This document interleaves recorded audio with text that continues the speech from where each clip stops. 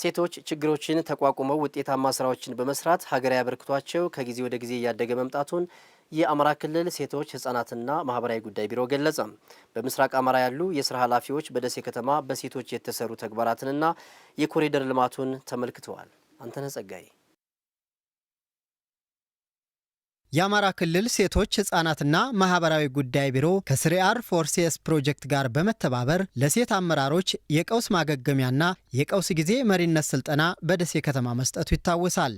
ሰልጣኞቹ በከተማዋ በሴቶች የተሰሩ ተግባራትንና የኮሪደር ልማቱን ጎብኝተዋል። አሚኮ ያነጋገራቸው በተለያዩ ዘርፎች የተሰማሩ ሴቶች በትንሽ ገንዘብ ተነስተው ሀብት ማፍራት መቻላቸውን ተናግረዋል። ስንደራጅ 15 ሆነን ነው ማህበር የመሰረት ነው። አሁን ግን ማክሲመም ወደ 25 ሆነናል። በእኛ በጣም ተጠቃሚ ነን። እዚህ ከጀመርን በኋላ መንግስት የሚያደረገልን ነገር በጣም ይሄ ቦታው ለዚህ ለባልትና ማምረት በጣም ምቹና እንደምታየው መብራቱ ውሃው ግቢው በጣም የተመቻቸ ነው። ድርጅቱ ስንመሰርተው በ20 ሺህ ብር የቤተሰብ ብድርና በአንዲት ላም የተነሳ ካፒታል መነሻችን ይሄ ነበር። ከዚህም ቤተሰብን ልጆችንም ወደ ስራ በማምጣት ምርቱንም በአግባቡ በሚከፋፈልበት መንገድ ለማህበረሰባችን በጥራት በማቅረብ ከኔም አልፎ ልጆቼ ወተት ቤት ሰዓዳ ብላ እንድትከፍት በማድረግ ደሴ ላይ 7 ቅርንጫፎችን ከፍተን ምርታችንን እያከፋፈል ምንገኝ ይሆናል። አሁን ያለሁበት ካፒታል ከ11 ሚሊዮን ብር በላይ ነው። በስሬ ከ70 በላይ ነው የስራ እድል የተፈጠረላቸው ሰራተኞች አሉት በየቅርንጫፉ። በጉብኝቱ የተገኙ ሴት መሪዎችም የተሰሩ ተግባራት ለሌሎች አካባቢዎች ተሞክሮ የሚሆኑ ናቸው ብለዋል። መስራት ከተቻለ ሀገር ላይ መለወጥ እንደሚቻል፣ መስራት ከተቻለ ብዙ ነገሮችን መጥቀም እንደሚቻል ያየንበት ነው። ሌላኛው ደግሞ የከተማውን ልማት ነው ያየነው። የከተማው ልማት እንግዲህ የኮሪደር ልማቱን ነው ያየነው።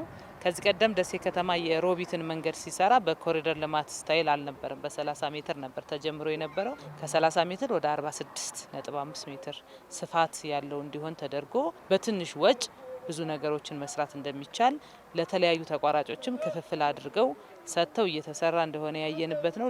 ወደ 11 ሚሊዮን የደረሰችበት አንድ እናት ቤተሰቦቿ ጋር ሁና ስራዎችን ስለሰራች ነው።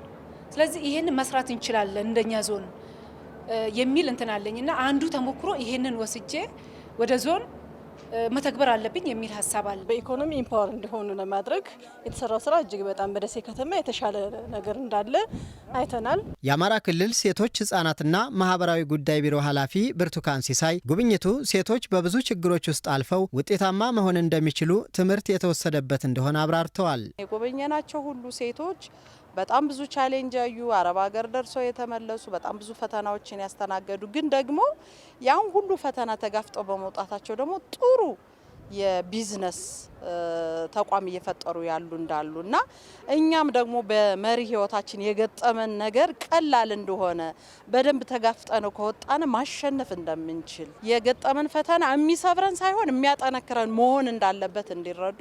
ሁለተኛ በጣም ክልላችን ላይ የገጠመው ፈተና የኢኮኖሚ ፈተና ነው። ስለዚህ ይሄን የኢኮኖሚ ፈተና ደግሞ ሴቶቹ ተሞክሮ መውሰድ አለባቸው። ውድ ተመልካቾቻችን ከአማራ ሚዲያ ኮርፖሬሽን ከደሴ ስቱዲዮ ለዕለቱ የተሰናዱ ዜናዎች የእስካሁኖቹ ነበሩ። ስለነበረን የጋራ ጊዜ